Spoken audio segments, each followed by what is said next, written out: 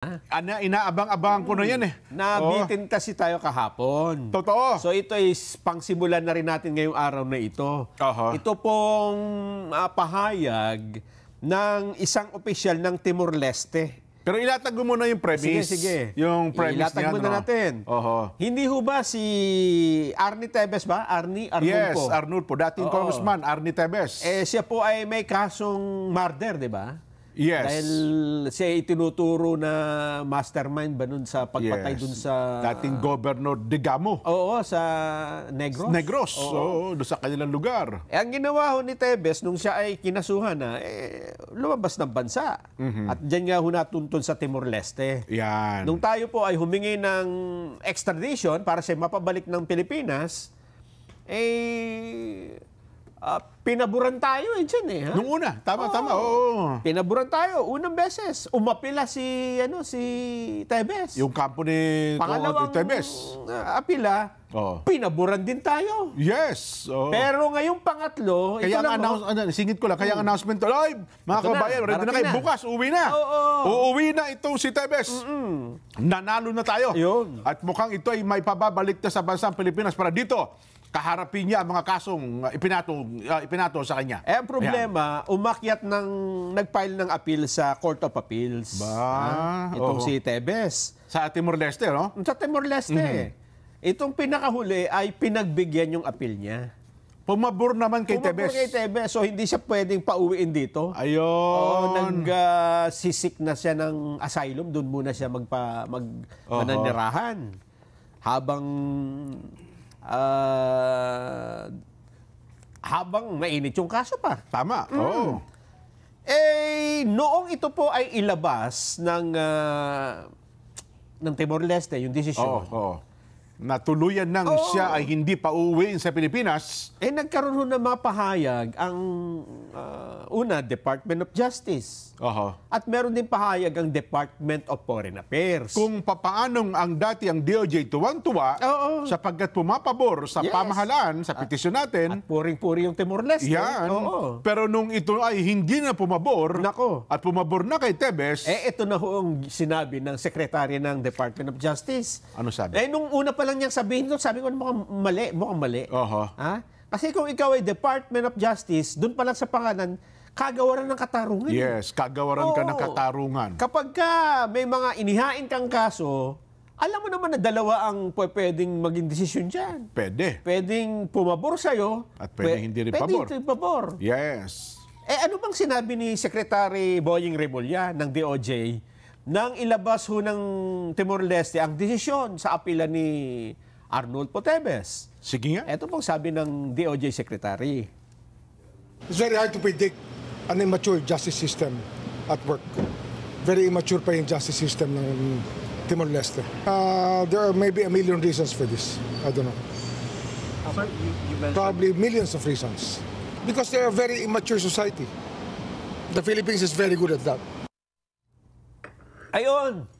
Hindi ba dyan? Mukhang kung ako'y taga Timor-Leste, para masasaktan nga ako yan. Mula siguro sa ordinaryong mamamayan. Yes. Sabihin mo bang immature society? Immature justice system? Mula doon sa siguro bata hanggang matanda. At kahit na yung mga karaniwang tao ng Timor-Leste, hindi magiging maganda ang pagtanggap sa pahayag na yan. Kung halimbawa ang taga Timor-Leste naman magsabi, oy, ang kayong mga taga Pilipinas, masyadong immature ang justice system ninyo dyan. Bakit nyo isinuko sa ibayong dagat, sa mga dayuhan? Halimbawa, paano kung sige na gano'ng reaksyon sila, no? At nag-react sila doon sa kaso ni Pangulong Duterte. Ako bilang isang mamamahayag, gagamitin ko pala tuntunan ito. Para sabi, oy, Timor-Leste, huwag kayo nakikialam sa... Kung gano'n ang mangyayari. Kanya-kanya, di ba? Nasundan pa yan dyan ng isa pang pahayag. This time, Department of Foreign Affairs naman. Nagbigay din sila ng Ang sabi niya, we are disappointed that Timor-Leste has not shown enough trust in the delivery of justice in the Philippines. A founding member of the ASEAN, yung Pilipinas, which it seeks to join. And among the very first ASEAN members states to convey support for its aspiration to join the association. So parang gusto sabihin, may hinihingi kayong pabor sa amin Gusto nyo maging miyembro ng ASEAN. Kailangan mo ang tulong namin. So parang dapat ang decision niya, pabor din sa amin. Ayun nga. Mukhang, batay ka. Ang Kagawaran, ano po ito? Hustisya pinag-uusapan natin dito, ha? Oo. At ito naman, Oo. Department of Foreign Affairs, diplomatic relation naman ito. Oho. Parang hindi rin maganda na parang pine-pressure mo Oo. ang isang bansa dahil meron silang Kahilingan sila na maging miyembro ng ASEAN. Ayan. Oho. At dahil dyan, hindi na ho nakapagpigil. Sabi ko sa inyo, may magre-react dito. Sumagot ang mga opisyales ng Timor-Leste, Luzon? Hindi lang basta-basta opisyal ito, Jen. Oho. Itong sumagot ay dating foreign minister ng Timor-Leste. At kasalukuyan, siya po ang permanent representative sa United Nations ng Timor-Leste. Aba. Oo. Hindi sila nakapagbabuti yung mga taga Timor-Leste mismo ang sabi ni kagawaran ng katarungan ng Timor-Leste. Ang hindi rin sumagot kundi ito ay Ito na siya. At, Siyempre, hindi naman palagay ko iimik na yung judiciary. Hindi naman masyadong nagre-react yan, di ba? Tsaka yan ata parang retired justice din ata ng Timor-Leste, no? Naging din ito. Ang alam ko, nakalagay doon sa... matataas na naging mataas na opisyal ng Timor-Leste. Yes. Oho. Ang sabi niya, siya po ay sumulat ng isang artikulo na lathala sa Timor-Leste at meron ding English article. Okay. Ano ang kanyang sentimiento at reaksyon sa mga sinabi? Eto, pinili ko yung mga mahalaga, ha? Okay. Oo. Eto, ang sabi niya tungkol sa judicial independence and the separation of powers. Dito meron kang dapat mapagtanto natin ito, ha? Oho. Lalo na ng Department of Justice, eh. Ako knowing Secretary Boying Rimulya, well, ako personally alam ko matapang 'yan, pero kahit ito'y matapang, makatwiran ito at saka makatarungan ito. Pero para sabihin niya 'yan, Sec Boying, aywan ko lang Parang sablay, medyo ako po bilang isang kaibigan niya, parang masasabi kong mapupuna ko sa bagay na ito. Kaya itong sinabi ang sumulat po nito ay si dating Foreign Minister Dionisio Babo Soares. Parang Pilipino lang Oo, Dionisio Soares. Suarez. Oo. Taga Timor-Leste talaga yan? Taga Timor-Leste. Baka naman Pilipino yan. Okay. Ang kanyang isang inakda dito, ang kanyang tinalakay tungkol sa judicial independence. Ibig sabihin yung hukuman, dapat independent yan. Hindi mo papakialaman, di ba? So, teka lang, ang tinutukoy, baka naman may ibas ang tinutukoy. Ang tinutukoy pa yan ay mga naunang pahayag ni Secretary Remulla at saka ng Department ng Foreign Affairs ng Pilipinas? Mismo. Ayun. Baka naman kasi kako mamaya At saka mapapanggan natin. Sige. Tungkol sa judicial independence and the separation of power. The separation of powers is a cornerstone of democratic system, ensuring that the judiciary operates free from interference by the executive or legislative branches. Mukhang dyan palang tinamaan na sila dyan Oo nga. Di ba nung ipinipilit nila na ang judicial authority, competent judicial authority, DOJ, di ba? Marami nga napangiti doon, no? Ang sabi niya, judiciary operates free from interference by the executive or legislative branches. Okay. In democracies, judicial independence is sacrosanct. Mataas yan. Allowing courts to adjudicate case based on laws and facts rather than political pressure. Hindi na pwede pinipressure yung judiciary, lalo na kung political dahilan. Okay. Eto na. The Philippine government's apparent frustration. So talagang tinukoy ang pamahalaan ng Pilipinas ay yung kanilang yung hindi pagkagusto ang desisyon with Timor-Leste's judiciary raises concerns about how Manila interprets this principle. Ayun. Diba? Parang napaghahalata nga tayo. Parang hindi nyo alam yan. Parang yung independence ng judiciary at yung separation of powers. Ano sinabi ni Secretary Boying, doon sa Justice? Immature. Immature. Oo. Parang gusto nyo sabihin, teka lang, parang kayo ang yata, immature. kayo yata ang immature. Ayun nga. Oho. Ito pa. Oh. Does it view, patanong po ito, Oho. does it view judicial independence as subordinate to executive decisions? Oho. Ba, parang tinamaan na naman tayo dito dyan. Yun, oho. Kasi yung ginawa nila sa dating Pangulong Duterte, parang ganitong-ganito ha? Oho. Oo, does it view that judicial independence as subordinate to executive decisions? Sunod-sunuran ba ito sa pasa ng executive? Parang gano'n, no? Eto pa dyan. Oo. Ito na yung tusok na tusok. Oho. Particularly Lalong-lalo na, in international cooperation cases. nako po, bullseye ang tawag dyan. Bullseye. Oho. Hindi lang sa kaso ni Tebes to Jen. Oo.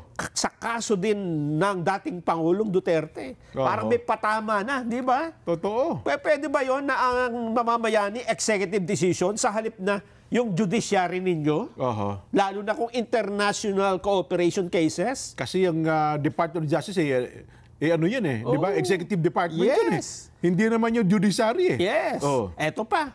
If so, such a stance could undermine Nako. the foundational democratic principle of an impartial judiciary. Oho.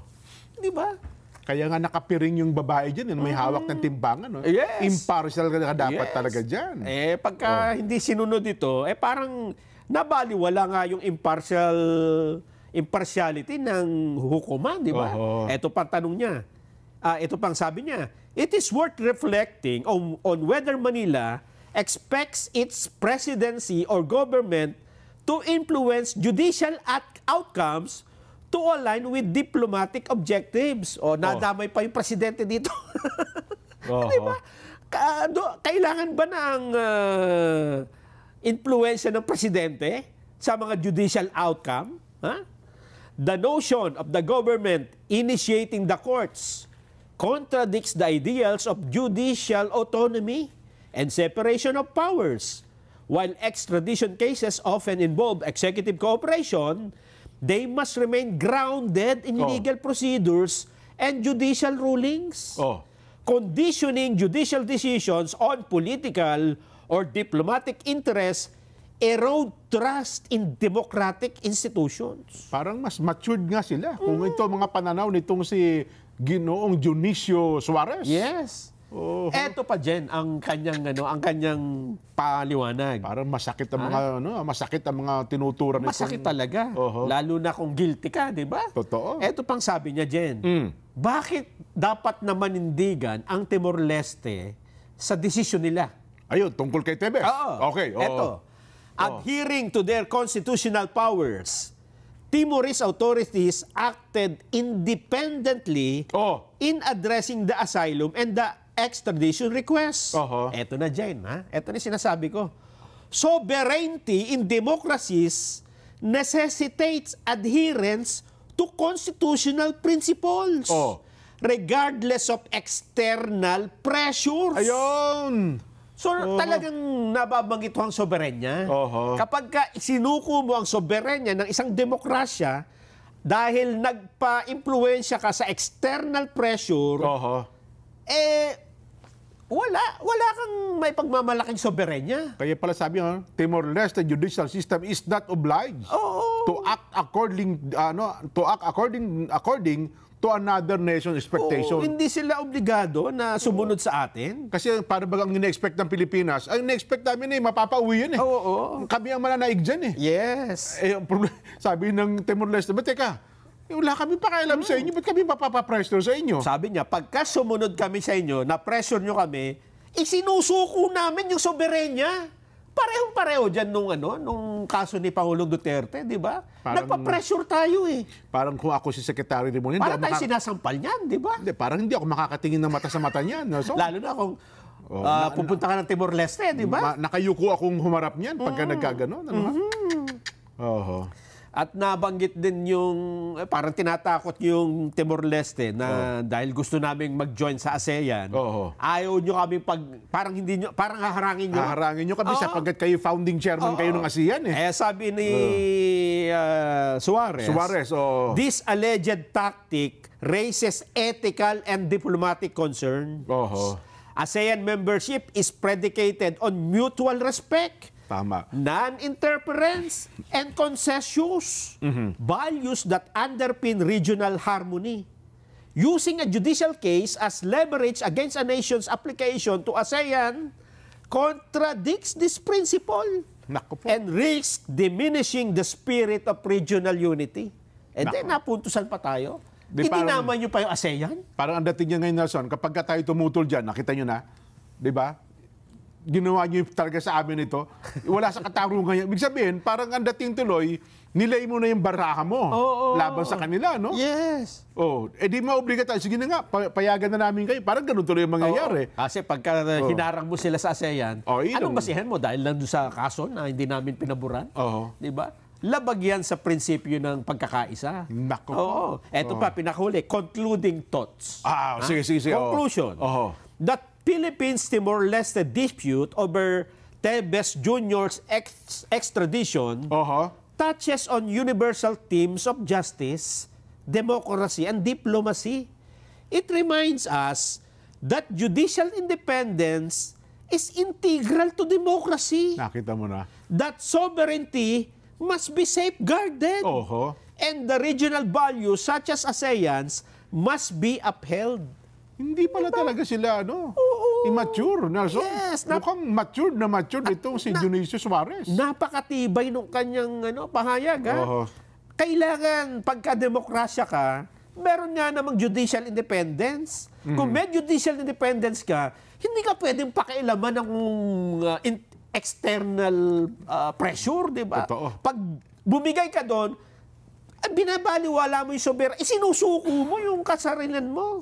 Totoo. Kasi katarungan ng bansa mo yan Ang dating tuloy, parang isinuko mo sa ibang bansa. Yes, parang, sige, bahala kayo. Wala kaming, hindi na... Parang sasabihin, kung ginawa nyo kay Duterte yan, huwag nyo gawin sa amin. Huwag nyo kami pakialaman dito. Huwag nyo kami pakialaman. Judicial system namin ito Yes. Eto pa, in navigating such cases, nations must tread carefully. Dapat maging maingat. Magpakaingat kanya kayo dyan. To ensure that political pressures do not compromise legal integrity.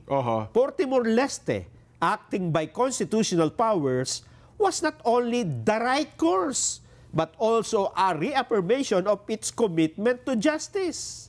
For the Philippines, this episode serves as an opportunity to reflect on how its actions align with democratic values and ASEAN principles. Diba? Para tayong pinagsasampal niyan dyan. Hindi pala tayo. Parang si Secretary Boying. Hindi, ako bilang isang mamamayang Pilipino, parang nahiya ako sa pangyayaring ito. Sa mga sinabi. Magalang yung kanyang pagkakasabi, pero may turok sa puso ito. At hindi ito, hindi... Kasi yung kay Secretary Mulya, alegasyon yun. Sinabi mong, anong pruweba mo? Na immature society. Tapos immature justice. Ito, yung kanya, factual yung binanggit niya. Tsaka may katalinuhan, Di ba? Wala kang maibubutas. Hindi mo nga pwedeng basagin yung argumento na to Kasi pag binasag mo to, ibig sabihin, hindi ka pala sang-ayon sa judicial independence ng isang bansa. Ng isang demokrasya. Hindi. Mangyayari talaga sa Pilipinas, parang hindi nga talaga. Ayun ang nangyari. Ayun nga yung nangyari, di ba? Ayan lang po. Sabi ko na, hindi makakatulong yung mga pahayag na yan. Aywan ko lang. Sana sa part ng Secretary Boying, tignan natin kung paano nyo po ito sasagutin. Palagay ko, mas mabuti, wag na sila sumagot. Ganon? O kaya mag-apologize na lang sila. Mas mababaon ba? Makukumunoy ba sila dyan? Naman. Paano mo... kasi kapag ang katotohanan, ang makikipaglaban ka at questionin mo, lalo ka lang mababaon, di ba? Para kang nasa kumunoy, habang nagagalaw ka, lumulubugan na lumulubog, Well, so, kung ako Secretary Boying, hindi ko na sagutin yan. Okay na lang? Palagi ko dapat sabihin mo na lang, sorry po, may nadala lang ako ng damdamin. Oho. Kagustuhan ko talaga mapauwi sa Tebes. Oh, Di ba? mas maganda dyan, magpakumbaba na lang kayo. Tanggapin yung pagkakamali. Ha? At saka ang balita ko, umaapi na naman talaga sila eh. Oo, umaapi na. Di sa ba? asal ba natin ito ay... Oo. Kaya nga tawag din appeal eh. Under appeal, sabi niya under appeal. Ang problema, binuli mo na agad. Paano mo appeal? Yun ang lumalabas. Di ba? At ngayon, hindi lang yan, Jen. Oo. Paano ngayon ang tingin naman ng iba pang miyembro ng ASEAN sa atin, di ba? Ayan. Yung Pilipinas. Hindi ba na pumangit ang imahe natin sa ASEAN? Di ba? Parang binubuli mo yung hindi pa nga miyembro eh. Diba? Una, doon sa tingin nila, tungkol kay Duterte, medyo, hindi ko alam kung pumangit. Oo. Dito sa issue naman ni Tebes, Dito na, medyo, hindi ko alam kung... Oo nga, no? Diba? Kasi kung hindi sila nagsalita ng ganun, Jen, na sinabi mong immature yung doing... Hindi nagpakadalos-dalos sa Secretary Boying, ano? Wala sanang ganitong issue, di ba? Kung ako yon, sasabihin ko lang, umaapila ho tayo. Umaasa tayo na sa darating na kasi ganyan naman ang batas di ba? Minsan po papabor sa kanila, minsan po papabor sa atin. Binigyan mo pa ng masamang baka maraming kumita dito, sabi niya. Yun na nga. Pinapalutang pa nga nila ngayon. Actually ito, meron lumutang diyan na ito daw negosyo ni Tebes ay inialok doon sa anak daw ng leader ng Timor-Leste na parang bagang sabi ay naging business partner pa raw nila. Alam mo dyan, kahit sabihin na natin yan for the sake of argument. Sabihin mo na lahat nung sinasabi mo totoo. Okay. Pero hindi mo dapat sabihin. Yun na nga. Di ba? Totoo. Kasi tinan mo, nabutasan ka. Lumaban ka na lang ng kung talaga ano. Paano gagawin mo ngayon dito? Anong mukhang ihaharap mo ngayon pagka ito nagme-member na sa ASEAN? Tapos nandun ka, Pilipinas, makakatutol ka ba? Hindi kapag tumutol ka dito, sasabihin nila, hindi, bitter ka lang kasi napuntusan ka ni Suarez At kung ako naman halimbawa, siyempre, di ba,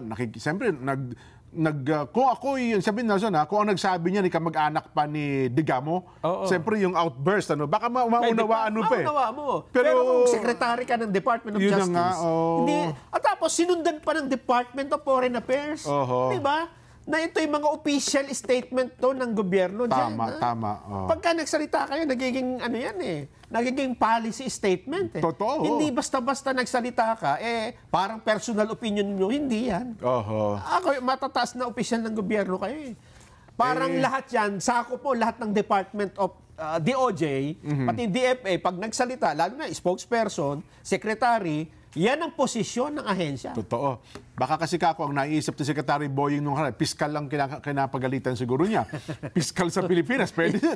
Kasi DOJ Again, ako naniniwala ay Secretary Boying bilang sabi ko, Nason, personal nating kakilala kaibigan yan. Pero dito sa puntong ito, sir, mukhang pakamuni-munihin pa po natin. Tignan natin kung paano natin ito aayusin sa pagitan po ng Timor-Leste. Yun nga. At ito naman, Jen, na napasadahan ko lang. Una, siyempre, para makita natin yung parehong side, di ba? Oo. Pangalawa, dito ho natin nakikita, di ba, nagtataka yung iba Bakit natin question yung soberenya dun sa kaso ni Duterte na ibinigay natin siya sa ICC? Okay. Ito malinaw dito Di ba? Pinaliwanag niya na kapag kami, sabi nung Timor-Leste, ay bumigaw sa external pressure, isinusuko namin ng soberenya namin yung ating judicial independence. Doon pumapasok yun Di ba? Parang tinusok ng karayong ang puso ko. Pagkatusok, pinikot na gano'n, inikot, feel mo Ang iba kasi akala nila ang soberenya lang kapag kinukuha yung West Philippine Sea. Yung bahagi ng bansa natin. Pagka isinuko mo yung kalayaan ng bansa. At yung batas. Isinuko mo sa dayuhan, yun na rin yun di ba? Pagsuko na rin ng soberenya yun. Isinuko mo. May hukuman naman sa Pilipinas. Ba't mo doon dinala, di ba? Hindi mo nga iniharap sa hukuman dito sa Pilipinas. Halimbawa, sa lower court o kaya sa Supreme Court, para sabihin nila, sige, tama yung ginawa nyo. Dalhin nyo yan sa ICC. And then, ganun pa man, kung ganun ang ginawa, at least merong pinadaan mo ng korte, di ba? Masasabi mo, hindi, pumayag yung korte dito So, wala na hindi na pawalang kabuluhan yung judicial independence. It's a bad precedent. Yun nga. Maling pangyayari sa ating bansa. Oo. Hindi po president yung tutukoy yung presidente, kundi bad president. Sabi mo iba, president. Pero sabi mo, bad president. Well, sana po ay makakambyo tayo dyan, Nelson. Kumbaga sa sasakyan, ikaw ay nakakinta, bumibirit ka. Yun. Medyo kumambyo ka ng konti. Ibalik mo muna sa kwarta. Kwarta na naman tayo. Kwarta na naman Balik tayo. na hanggang Trisera. Medyo baka makakambyo tayo ng Ayun konti. nga. At dahil dyan, Nelson, ito rin kayang... Marami umiinit ang ulo. Marami umiinit ang ulo ngayon. Oo nga Ito rin kayang nasa isip ng mga tao kung bakit lagi silang nagdadala ng armas ngayon, Naku Nelson. po, siguro sabi nila, Oo. baka